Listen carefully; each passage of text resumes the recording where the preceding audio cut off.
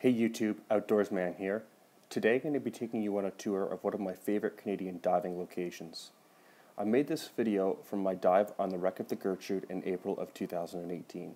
Before I take you on this tour, I figured I'd give you a bit of background on where the Gertrude is located and how it became sunk on the bottom of Emerald Bay. Waterton Lakes National Park is located on the Alberta-Montana border and is located about an hour and a half southwest of the city of Lethbridge. The wreck of the Gertrude sits in Emerald Bay, just northwest of the town site of Waterton. Emerald Bay is overlooked by the world-renowned Prince of Wales Hotel, the Bear's Hump to the northwest, and Mount Vimy to the southeast. Access to the dive wreck can be made on foot as parking is available nearby just off of Range Road 302A. Access to the wreck can only be made via shore as boats are no longer permitted on the lake. From the concrete picnic table set up in the parking lot, the wreck is located approximately 50 feet out at 190 degrees. This, however, has been subject to change over the years due to the shallow depths, thick lake ice, and flooding in 2013. As you can see, Emerald Bay is known for its emerald-colored waters, where visibility can vary from 20 to 30 feet to as low as 2. The water's visibility is greatly dependent on factors such as water temperature, water levels, rain and snow runoff, as well as the depth where the reading is being taken. The Gertrude sits with her stern to the south and her bow to the north sunk in the silt. The depth of the wreck varies due to water level changes, but usually varies between 20 to 25 feet at the stern and 50 to 60 feet at the bow. As you approach the stern of the wreck, you can see the location where the steam-powered paddle wheel once was. The cold water, which typically ranges from 0 to 6 degrees Celsius, makes for excellent preservation.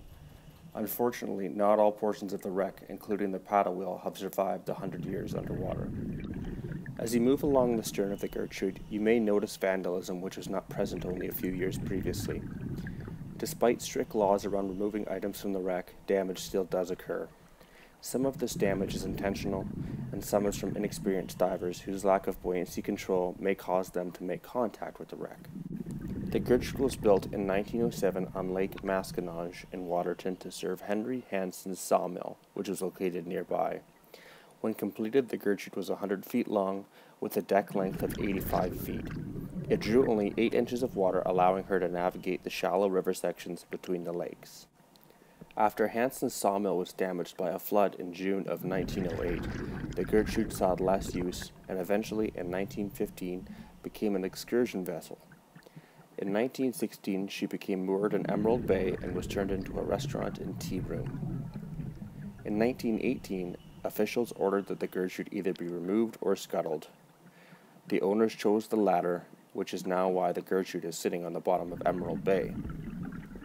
It is said that Emerald Bay was initially known as Steamboat Bay in the Gertrude's honor.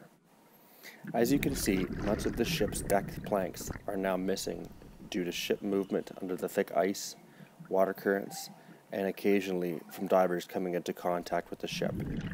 Some of the posts at the stern and the aft of the ship give you an idea of how big she once was. As you move towards the bow of the ship, you will see the giant steam furnace that was once used to power the enormous wheel.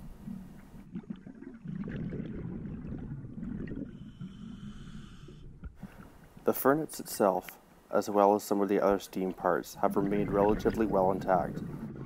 Much of the ship has become a habitat for local fish, including lake trout, pike, and suckers. It's common to find schooling fish on top of the boiler. The cold water, low visibility, and relative depth of the wreck makes it a habitat not often visited by humans. The fish most commonly seen around the Gertrude are suckers. However, it's not uncommon to see large lake trout as well.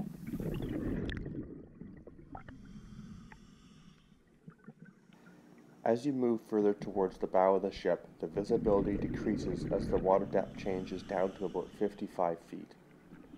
As you move towards the bow of the Gertrude, the visibility typically drops down to about 1 to 2 feet. As you can see, the bow of the ship is buried deep in the mud. As you can see, the Gertrude is an incredibly beautiful ship to visit and one of my favorite diving locations. I hope you've enjoyed this video, and if you have, please remember to give it a like and subscribe to my channel.